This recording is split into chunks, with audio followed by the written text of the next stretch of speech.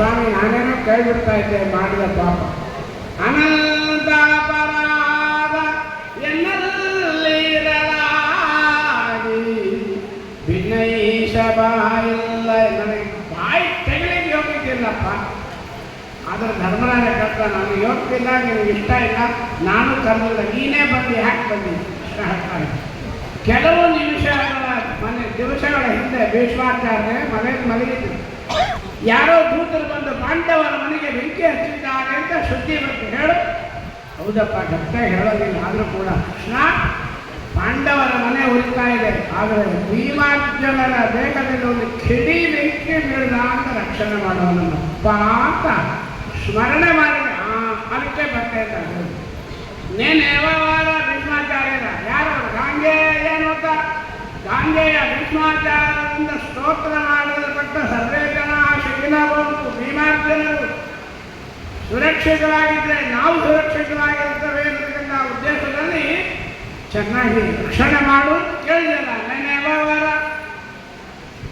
ಅಂಥ ಸ್ವಾಮಿಯನ್ನ ಅನುಗ್ರಹ ಮಾಡಿದ ಕರುಣಾಮೂರ್ತಿ ನಾವು ಎಲ್ಲಿ ಕೂತ್ಕೊಂಡಾಗಲಿ ಎಲ್ಲೇ ಕೂತ್ಕೊಂಡಾಗಲಿ ಅನಂತ ಭಕ್ತನಾದನ್ನು ಅನಂತಾಂತ ಕರೆದರೆ ಸಾಕು, ನಮ್ಮಪ್ಪ ಗರುಡಾರೂಢನಾಗಿ ಬ್ರಹ್ಮಾದಿ ದೇವತೆಗಳ ಸಮೇತನಾಗಿ ಹಾರಿಕೊಂಡು ಬಂದು ನಮ್ಮನ್ನು ರಕ್ಷಣೆ ಮಾಡ್ತಾ ಇರತಕ್ಕಂಥ ಕರುಣಾಶಲ್ಯ ಒಂದು ಪುಟ್ಟ ಮಾತನ್ನು ಇವತ್ತಿಲ್ಲಿ ಸಮರ್ಪಣೆ ಮಾಡ್ತಾ ಇದ್ದೀವಿ. ಕಾಲಾವಕಾಶಗಳು ಬಹಳ ಕಡಿಮೆ ಇದ್ದರೂ ಕೂಡ ನಮ್ಮನ್ನು ಈ ಪುಟ್ಟ, ಈ ಕುರುಡ, ಈ ಕಷಾನು ಕೆಲಸಕ್ಕೆ ಬರ್ತದೆ ಅಂತ ಹೇಳಿ ನಮ್ಮ ರಾಮಚಂದ್ರ ಆಚಾರ್ಯರು ಒಂದು ಎರಡು ಮಾತನ್ನು ನಮ್ಮಿಂದ ಆಡಿಸಿದ ಈ ಪುಣ್ಯ ಅನಂತ ಭಕ್ತನಾದರೆ ಕರುಣಾದಲ್ಲಿ ಸಮರ್ಪಣೆ ಮಾಡ್ತಾ ಇದ್ದೀವಿ.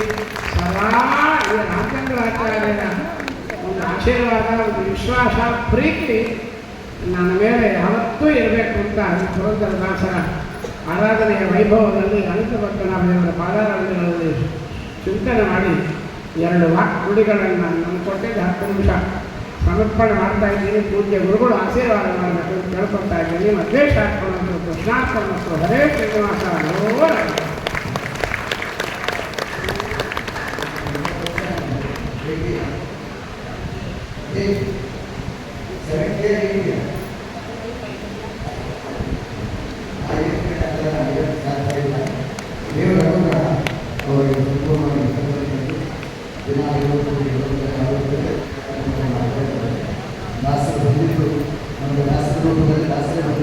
ಭಾವಿಸ್ತಾರೆ ನಾವು ಶ್ರೀಪಾದಗಳಿಂದ ಮಂತ್ರಾಕ್ಷತೆಯನ್ನು ಪಡೆಯಬೇಕು ಅಂತ ವಿನಂತಿಸಿಕೊಂಡು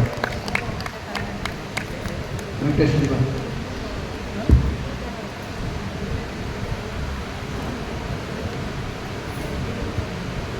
ಶ್ರೀಪಾದಗಳ ಭವಿಷ್ಯದಲ್ಲಿ ಈ